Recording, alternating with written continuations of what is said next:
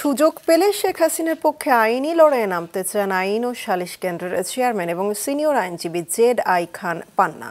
সাবেক attorney general মেহেদী হাসান চৌধুরীর জামিন নিয়ে সকালে সাংবাদিকদের সঙ্গে কথা বলার সময় তিনি বলেন, গণমামলার সংখ্যা অতীতের রেকর্ড ভঙ্গ করেছে। সাবেক প্রধানমন্ত্রী রাজনৈতিক নিপীড়নের শিকার। সুযোগ পেলে তার পক্ষে তিনি আইনি লড়াই করবেন। অতীতের চেয়ে গণমামলার সংখ্যা বেড়ে যাওয়ার সমালোচনা করেন তিনি।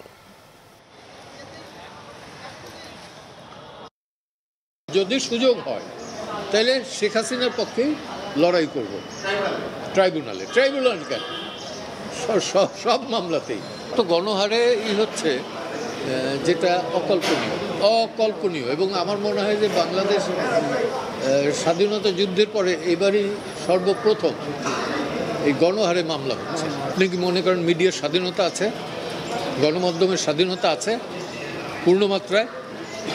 Not at all. I don't believe it.